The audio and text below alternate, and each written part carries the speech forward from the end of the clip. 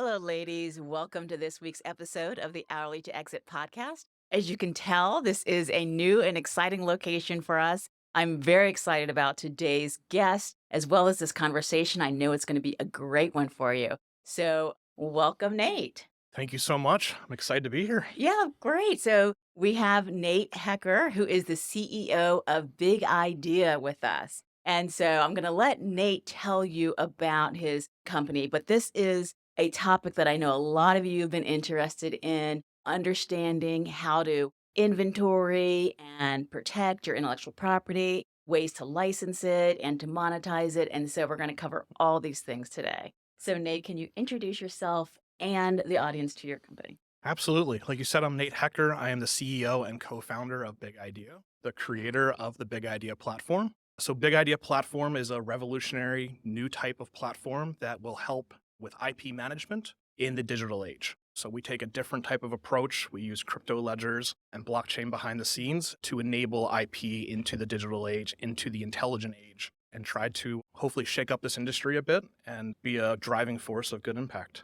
So before you go any further, because I know that crypto and blockchain is a big mystery for me, most of us. So just give us the basics. Yeah, absolutely. So, yeah, most people shy away when they Mhm. hear blockchain. Yeah. It's a very scary, disruptive technology. They immediately think of Bitcoin or Yeah. cryptocurrency. But we look at blockchain as a technology. So, there's a lot of good things blockchain can do as a utility. So, one of those things, when we talk about timestamping something or proving authenticity or even assigning ownership or attribution to something, blockchain can act as a public notary almost. You can think about it as a mutable database that is completely public. And if you find creative ways to use that in your technology, you can really disrupt a lot of spaces. And we think IP is one of those spaces where it can be disrupted with. Well, how did you get here? How did Big Idea come to be? It's a bit of a journey.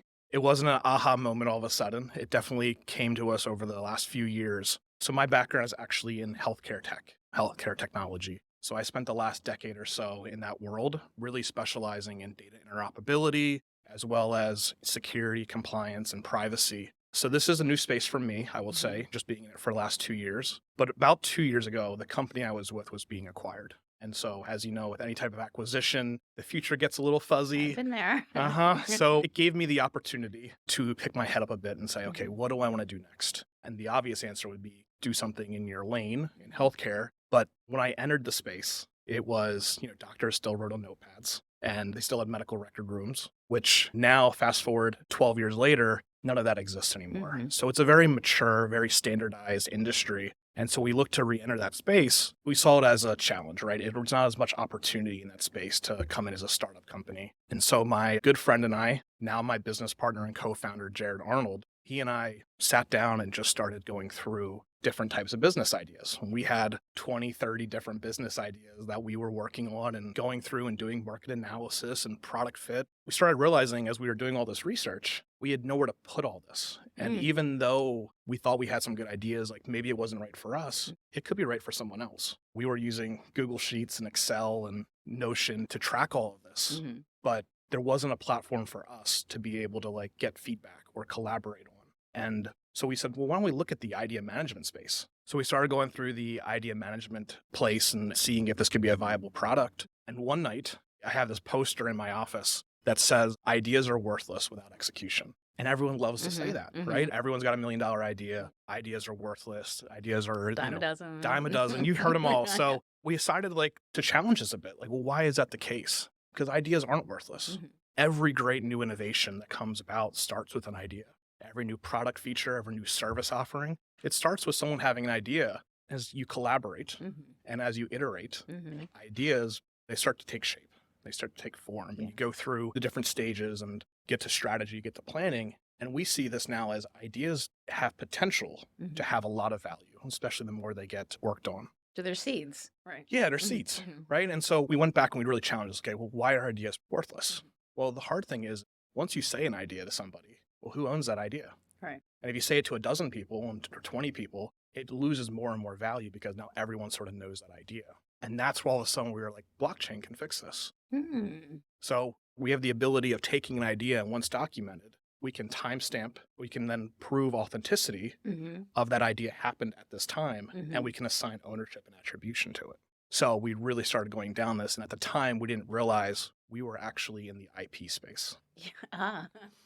So we were actually building a really good software for trade secrets and know-how and Right. copyrights. Right. And so that's where we sort of came about, and we started looking at the IP space Mhm. and realizing after studying it for almost a year of being in it and really looking at what's currently available in the space, it was established. Mhm. It had software, but not a lot of new software. Mhm. It was very academia, Mhm. and it reminded me a lot of what healthcare looked like 10 years ago. And Mhm. so it got us really excited. You use the term idea management. I've never heard that term before. Is that something? Yeah, I mean, our original Uh-huh. concept was, I came from corporate for my last Uh-huh. few years of working, and we would always use consultants for Mhm. everything to validate. I know that working in smaller companies, great ideas come from your entry level employees, employees that are On the working on your ground, product yeah. every Mhm. day, dealing with customers, Mhm. but these ideas weren't getting up to senior leadership, Oh, or they were getting lost in okay. middle management. We started off with this idea management software, and that's sort of where we started. Okay.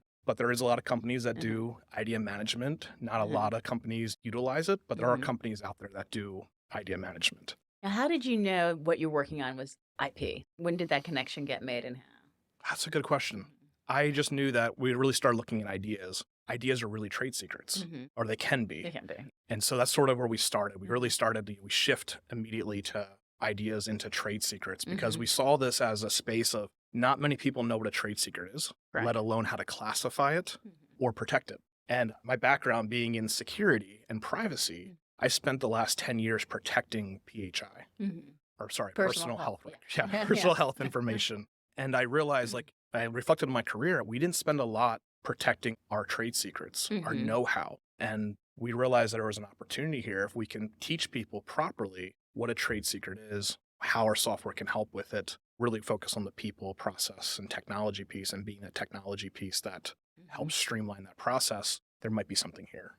And so, did you have a vision or a mission in mind when you first started, or was it just how can I use what I know in a way that's interesting to me and valuable to people? I would say it was the latter. I Mhm. would say we started just sort of navigating and constantly iterating. And as we iterated, we kept shifting. Mhm. And like any startup, we're still shifting today. As we learn the space, we learn new problems, we see if our product can fit that. And if we do a slight pivot, can it Mhm. capture that market? So, yeah, it started with just the idea of being able to enable creators. And we realized that a good lesson here, right, is companies don't create intellectual property, people do, but people aren't really empowered. Mhm. And so the whole thing was to say, with decentralized technology, can we give some of that power back to the creator? Would they be more willing to contribute ideas and IP to a company Mhm. if the attribution was back to the person? Oh, how interesting. Yeah, Okay. so we looked at it as like LinkedIn, right? LinkedIn is great at documenting your experience Mhm. and your accolades and your credentials. Mhm. But what about all the things you contribute to Mhm. in a company Mhm. over the course of however many years you're with them? You can talk about through your experience, but there's really no Mhm. software to prove that you contributed to this piece of IP. And Right. so we saw it as a way of empowering the creators, and that's still one of our core missions is we're building for the creator, not necessarily for the company. The Mhm. company owns and manages, Right. but the people are the ones that you really want to get fired up and incentivized to Mhm. create IP for you. Mhm. Right. Do companies feel a conflict with that? Do they feel like, oh, I will have extra responsibilities when I acknowledge who my creators are versus it all going into the kitty? Yeah, I don't believe so. I Mhm. think the industry, in my experience, has Mhm. always been hard to incentivize people to document. And so there's this whole knowledge management piece. Mhm. And we're just trying to take it a step further of classifying that knowledge and making sure that the institutional knowledge in someone's head when they walk away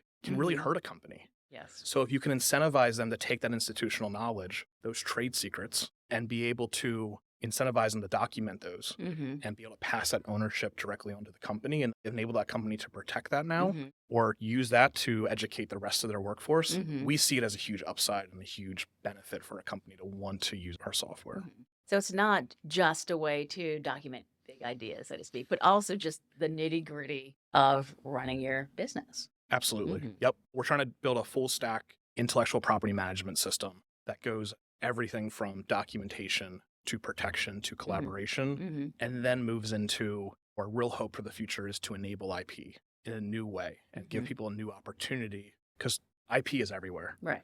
and it's really hard to be discovered. Most people aren't good at showcasing their IP and getting it out there. Yes. We think we can build a platform that will allow you to showcase and allow your IP to be discoverable. And then with new technologies coming with AI, augmented and virtual reality and metaverse, there's a ton of opportunity coming for how you can utilize your current IP in new ways. Yeah. Well, you bring us to the audience that we have here, which are expertise based businesses, service providers, professional services providers who have corporate clients who aren't thinking, they're thinking about how do I build scale into my business? How do I build a business that has some independence from me, just selling my time? And they know that it somehow involves creating assets and leveraging them, but they don't always call it IP or intellectual property. I like that you talk about ideas because mostly Yes. they ask, how do I protect my ideas? That's Mhm. generally. And it's very kind of overwhelming. I'd like to say intellectual property is everywhere. Every time we use our intellect, we're creating intellectual property.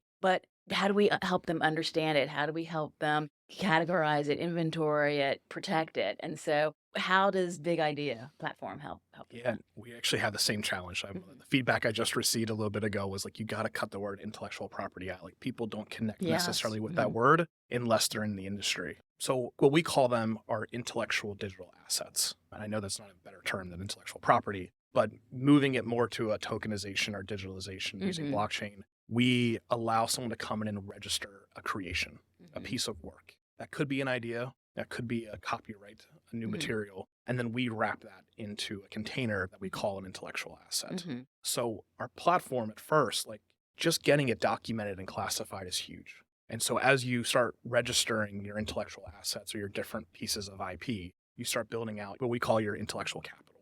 Okay. So I love that's that like the term. first sort of stage, I think, of like really helping out companies is Hmm. just to document and get to a place where your IP can start working for you. Hmm. Once you have intellectual capital, Hmm. if you're a company that's looking to grow, looking to get financing, Hmm. looking to fundraise, you said it best, they're assets, Hmm. Right. right? And so the more we can document and build your portfolio of assets, Hmm. those can be leveraged in conversations when it comes to financing. Yeah. And investors and financees, they love to know what's behind Yeah. you, what's behind your Hmm. company. Like, what Hmm. am I truly investing in? Yes. Hmm. And those assets are what make you unique. So I think just starting with building your portfolio and giving a very simple, efficient, and low cost tool Hmm. to allow people to register. Now, the whole blockchain piece, again, I know we talked about it can be scary.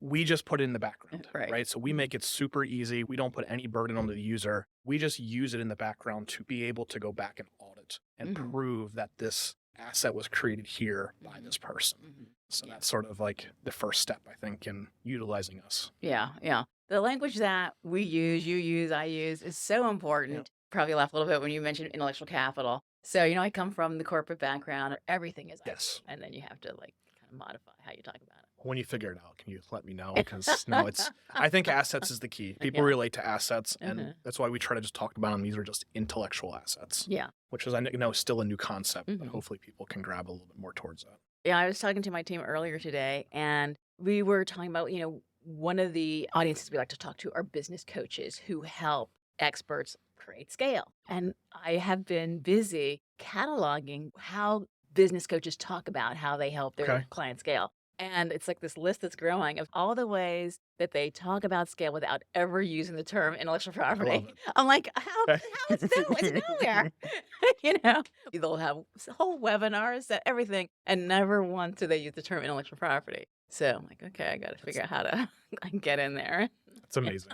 We're constantly trying to connect with, Yes. we don't call our users, we Hmm. call them creators. We try to Hmm. relate to them Hmm. in a different way that Hmm. everyone's a creator. Hmm. And I think with new technology, with Gen AI and all the new tools out there, Hmm. I think everyone at some point is going to be a creator. Hmm. Most people Right. are already on social Right. media, they're on Hmm. Instagram, they're taking pictures, they're creating, they Hmm. just don't know it. And so what they're really taking every time is they are creating that IP. Right. And so we're trying to connect with them at a level of really trying to empower the creator in you. Hmm. And then how does that work for your business? Hmm. Well, how easy is it to use the platform? I'm biased. I think it's really easy. There is, I think, in the front, it's a little bit difficult getting started. We're Hmm. working on trying to figure that piece out. But Hmm. once you're in, it's really, really easy to use. One of our main principles with building this was to build a very usable, very high end user experience. Hmm. The reason for that, not to get too technical, right? We heard of Web 2 and Web 3, sort of the shift we're moving into. If you ever dabbled into the blockchain Web3 space, the user experience is horrible. We really, in the last 10 years, have perfected the Web2 space. Okay. Instagram, Facebook, Google, it's very easy. Your parents are using it, your grandparents are now using it, like everyone's on the internet. And so we really did a lot of good the last 10 years. And then Web3 came along and sort of ruined a lot of that. Just tell us Web 2 Yep. versus Web 3. Yes, I'll give you my explanation of it. Hopefully that works. So Web 1 was the ability to just be able to post out there. So think about just going to a company's website and seeing a billboard of what they're selling. Web 2 was the ability to interact. We call that read and write. So now you can, like Instagram, you can now post. Wikipedia, you can post. And you can build communities to read the internet, but also write to it. Web 3 gets into ownership. So you've never been able to own anything before. Right. When you post on Facebook, you post on Instagram, they own that. Yes. You can't pull that information back out. So Web 3 is a new world where the individual creator is now able to own the materials they're posting. So it's a really cool place where we're going, trying to explain as easy as possible. So going back to that user experience, we try to bridge the gap. We try to put all that Web3 behind the scenes and make a really elegant user experience while giving them the UI they're used to clicking on, nice big buttons, being able to write and document just like you would in Google. But like I said, the beginning's a little tough is because we do require every person or every creator to prove identity. So one little step, one little hurdle we go through, the ability to take a picture of the front and the back of your ID. Yeah, I do have an account. I remember going through that. Yes. Yeah. So that's like the one hurdle, but like that step's really important Right. because now we're able to assign IP directly to an identity, not just you as a user, you as an identity. And to me, that's really cool because it's an immutable record now that this person, this human created this IP. And so there's a really important reason for it. But once you get over it, I think it's actually pretty easy to use. And then we just got to massage how we talk about things, right? Like not necessarily calling things IP and figuring out a better usable word to represent that. Right. So one of the ways you're helping people is like helping them actually reach is it USPTO? USPTO, yep. Yeah. And so tell us about that. Yeah, so we're not here to compete with the patent service that the United States offers and today and traditional IP. And so as we talked about, right, we started as an idea management, we moved into trade secrets and copyrights, and we realized that we can keep going. We can capture all different types of IP. And so most recently, at our latest update coming out later this month, we've actually integrated directly into the United States Patent and Trademark Office. Amazing. So now you're like, well, I already have a patent, I already have a trademark.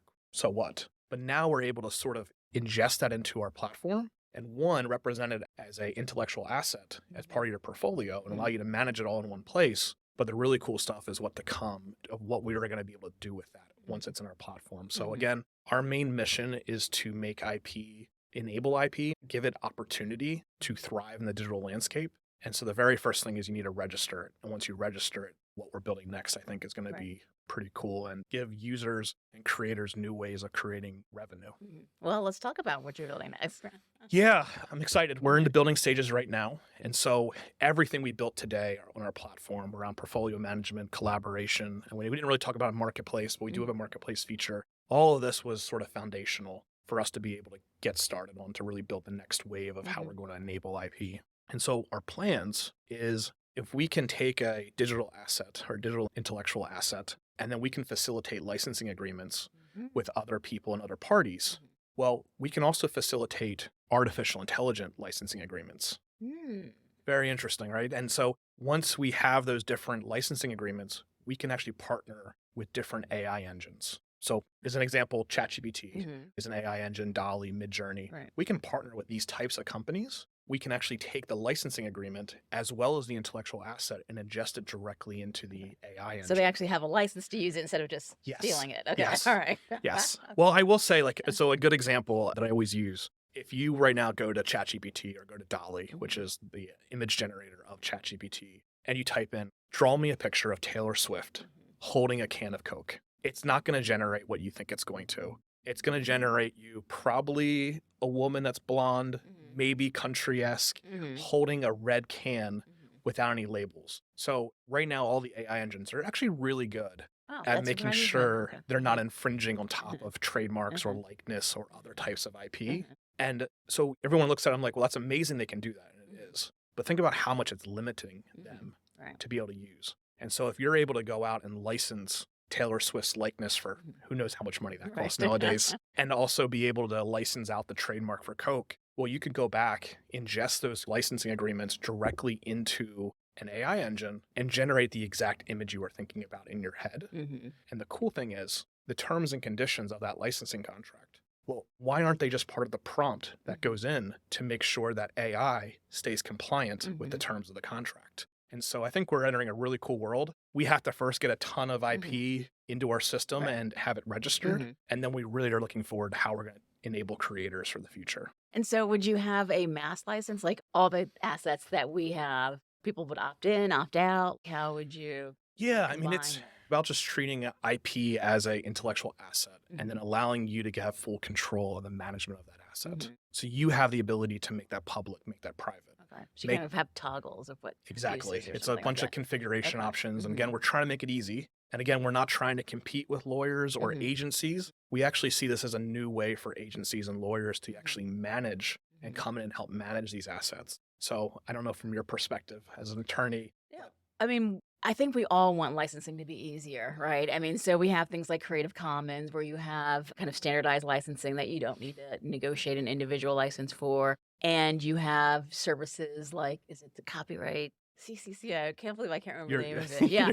So they have kind of just, they can license for you if you want something from the New York Times or from Harvard Business yes. Journal or whatever. And so we want things like that. We want ideas to get spread around. We want people to have an easy way to access our content because guess what? They steal it if they can't figure Yes. out how to Yep. do it. And so it's better for everybody to have an easy way that people can get access. So, yeah, I don't think lawyers are really that. It's the one-on-one stuff, right? That's still the stuff that you need, presumably need lawyers for. And we're trying to build flexibility into our site. Mhm, So mhm. we're starting with standard agreements Mhm. that people can just use off the shelf Mhm. or give them the option to Mhm. upload their own, Mhm. right? And then be able to make sure that the other party Mhm. understands that this is not a standard Mhm. contract, that this is something written custom, and Mhm. you may just want to take an extra glance and have it reviewed by your attorney before entering it. So the licensing Mhm. space is complicated. We're Mhm. trying our best to simplify it, but Mhm. start out, we'll just keep it very open to allow Mhm. people to be able to use their own contracts if they're more Mhm. comfortable with that. Right. So, for instance, I'm called the graphics queen. I love to kind of visualize different concepts. And so I had someone just last week ask me if she could use one of my graphics with her materials. And say, I honestly just said yes. And, yeah. But is that something where I could have uploaded that and she comes to me and say, hey, I would like to use this content. I send them over to Big Idea and do it Abs- through there. Absolutely. Okay. That's such a great, Mhm. amazing example. So yeah, if you would have wrapped that and Mhm. created that as a intellectual asset, you Mhm. could have just sent her a link. Mhm. She could have registered, Uh-huh. saw it. Maybe that image is like your eyes only. Mhm. And so we'll actually even, you could protect it with a non-disclosure agreement. And Oh, so okay. you could actually send them a link, but Mhm. before they could actually see the contents of it, they're actually signing an NDA first. And then you can enter into sort of negotiations. And Mhm. so depends on if you're selling it or you're licensing it, you'll have the option of a one-click button to be able to Mhm. go and license that from you. So Mhm.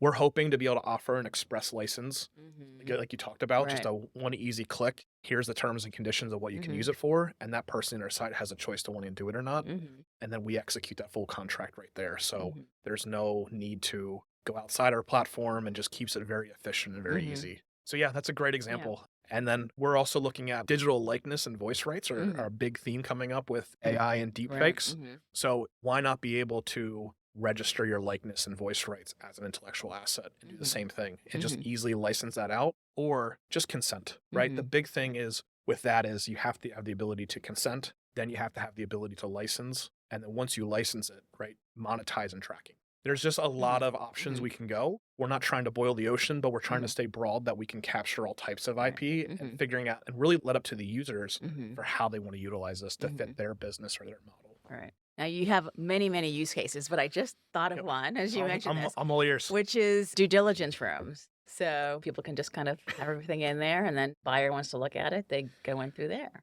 Yeah, so collaboration, again, a big point. Today, what we offer is the ability to invite someone into your intellectual asset. You can add them as a collaborator, you can decide what role they have, and you can facilitate if they require an NDA before they're able to collaborate and see Mhm. what's going on. And then the cool thing, again, going back to this blockchain technology behind the scenes, we are able to capture every edit that everyone's making.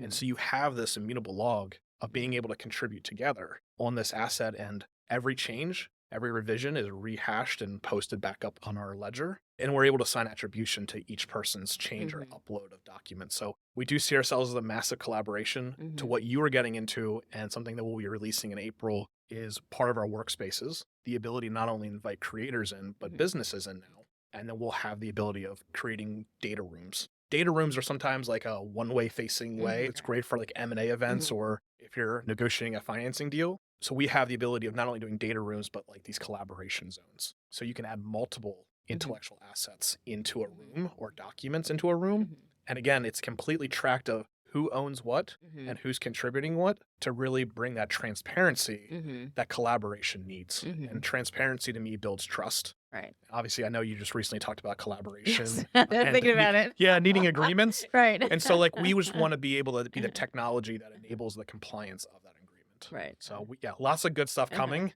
We're very, very excited about that release and being able to start working with businesses to enable them. And so today someone can go to, is it bigidea.com and It is bigideaplatform.com. platform.com. Okay, great, great. But it is available for individual users to sign up, to Mhm. identify themselves, and be able to start creating their first intellectual assets. And if they want, they can go ahead and keep everything private and build their portfolio or their Mhm. intellectual capital, or they can make it public and make it discoverable Mhm. so that people can search and find it. Maybe there's multiple reasons why you may want to have Mhm. your IP Sure. discoverable. Would Google find it or you have to be Right now, we're not indexing anything. okay? This is probably my healthcare background around Mhm. privacy. We don't index anything from these ideas. And so you have to be a validated user in order to be on our platform. And again, it also comes down to auditing, right? Mhm. So we want to see who's viewing Mhm. different assets. So in order to do that, we track who's Mhm. able to do the different pieces. Right. We're also reminded of the poor man's copyright. Remember that? Oh, yes. So I guess if I have deposited something without registering at the Copyright Office, Mhm. I can prove that I created it before somebody else created theirs. Yes, exactly. Okay. It's a very efficient poor Mhm. man's copyright Mhm. to be able to go in there and take a piece of work, classify it as a copyright, and Mhm. then we will go ahead and do all the attribution, Mhm. timestamping, and authenticity for you. Mhm. So it's a very, very efficient way. Obviously, once you create a piece of work, it is protected under Right. copyright, but sometimes it's hard to prove when you created it. Correct. Ours just gives you an extra level to be Mhm. able to prove Mhm. that out. I will say the cool thing is I'm learning this. I'm not a Mhm. lawyer by trade, but I'm learning the space pretty quickly that if you created something, it's copyrighted. It may not give you the same rights as a registered copyright with the Correct. Copyright Mhm. Office, but you can always register that at any time. So if you start seeing your Mhm. copyrights being infringed, Mhm. you can still go get it registered and Right. offer that level of protection, Mhm. that extra level of protection. And then we can go and eventually pull that copyright and Mhm. show that this is a registered copyright to make Right. sure that users know that Mhm. there's additional level of a Mhm. registered copyright here. Now, has blockchain or been used as evidence in litigation yet? Do you know? It has in many niche use Okay. cases to prove, mostly in the finance world around transactions. There's a lot of research out there that Mhm. shows of how it can be used as Mhm. basically a notary or a public timestamp of events. And so it has been used in a lot of cases, and I think we're going to see a lot more of it happen going forward. I get back to IP just really hasn't been an industry that's Mhm. really been tested with these new types of technology, even Right. in AI. Like Mhm. I think our laws and the industry is not ready for Gen AI. No, not at all. And we're seeing the USPTO and copyright trying to figure it out quickly and figure out what side they want to be on. And so I think in the next few years, we're going to see a couple cases being tried here, and Mhm. we're obviously paying attention very Mhm. closely. But yeah, there's been some niche cases that, Mhm. that are there, but nothing substantial yet Yeah. to really back behind. Oh, okay. Well, speaking of the future, I mean, you created this business. Yeah. So many people start a business in order for the exit, the ultimate exit. How do you look at this business, your role in it, what your next step would be for you to exit? That's a good question. I don't fully know the answer yet, but I know I look at technology from an industry level and I look at it from, I think industries go through two different stages with technology. It goes through a consolidated stage, which I think where the IP has been, and then it goes through a disruptive stage. And so I think the IP space is Mhm. primed Mhm. for disruption, Mhm. just like healthcare was 10 years ago and has now gradually moved into the consolidated stage. So I look at it from that perspective. And so I think we're just on the beginning of the disruptive stage in this legal tech or IP tech type Mhm. of world. And so I'm really excited to ride this wave. And I think in Mhm. the next 5, 7 years, when we start moving to that consolidated stage Mhm. again, we'll see where we're at and we'll take that position. Mhm. But I have learned one thing about myself. I'm not made for corporate America.